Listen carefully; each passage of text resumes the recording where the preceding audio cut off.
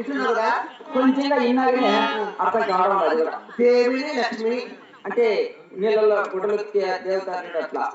అలా కాదమ్మా, ఆ? లక్ష్మీదేవిని పేరుతో పిలుస్తారు, అదొక పేరు. ఓహో, దేవినే లక్ష్మి అంటే నీ భర్త గారు దేవి అని పిలుస్తారు. అవునమ్మా. ఒక పేరు. మరి ఇంకా కూడా అయ్యో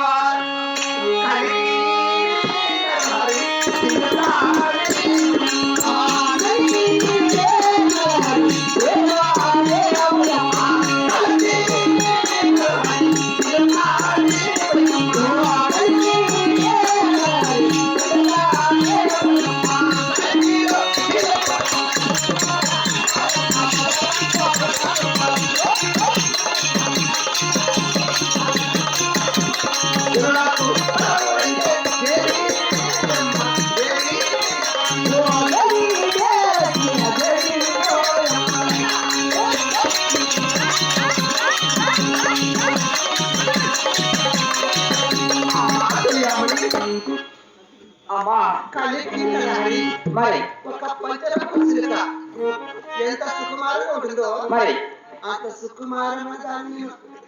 అవునా?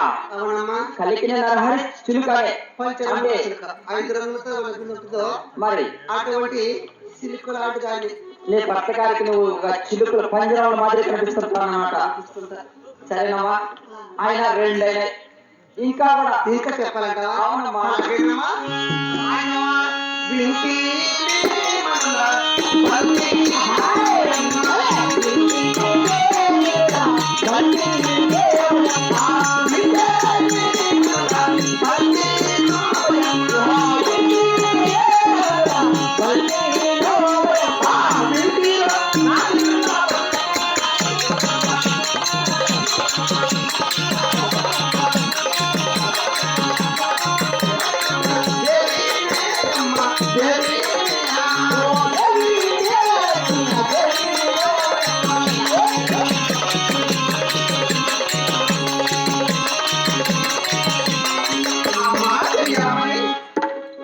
అమ్మా, ఈ పేరేందో మరి ఒక బంగారు ఆ రత్నాలు ముత్యాలు తాపిన మరి బంగారు బంతి లాంటి దాన్ని.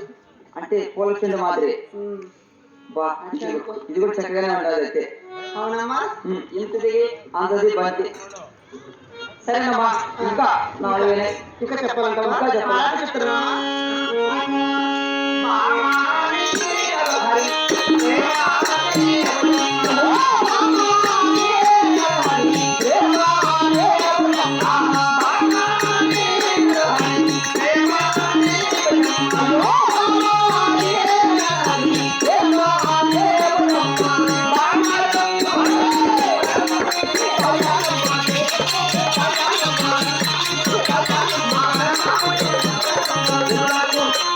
అతనికి నీ మీద ప్రేమ. ఆ విధంగా మరి కృష్ణుడు ఎక్కడున్నా కూడా నెలకు 3 ఇష్టం వాళ్ళ కురుసు ఈ జనులకందరికి కూడా మరి ఇప్పుడున్న జనులకందరికి అందరికి కూడా సంతాన ఫలం ఇచ్చుకుంటూ జీవిస్తున్నాము.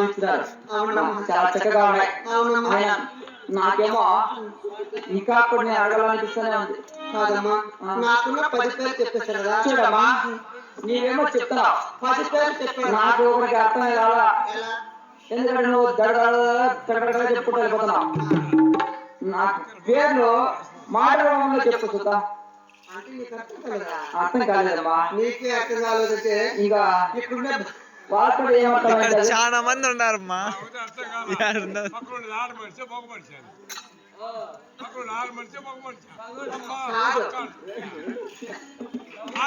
ఇప్పుడుంటే భక్తాలకు ఏమర్థం అవుతుందమ్మా? ఆయన నాకున్న 10 పేర్లు చెప్తున్నా. చెప్పు అమ్మా. వింటున్నావా? చెప్తాను. విను. చెప్పు అమ్మా. చెప్పు అమ్మా. సరే కప్పుకొని వచ్చిందిలే. ధనలక్ష్మి, 2, సంపదలక్ష్మి, 3, సౌభాగ్యలక్ష్మి, 4, సంతానలక్ష్మి, ఐలక్ష్మి, శివలక్ష్మి, భూలక్ష్మి, గజలక్ష్మి పిలుస్తారు. మరి 9 కదా?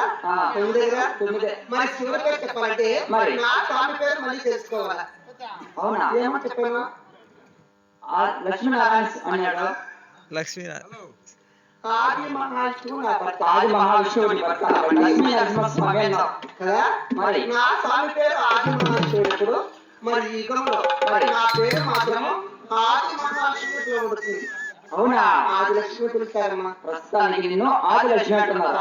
మరి నువ్వు గజలక్ష్మి అంటావే, గజలక్ష్మి అంటే ఎలా అమ్మా? తెలియదా?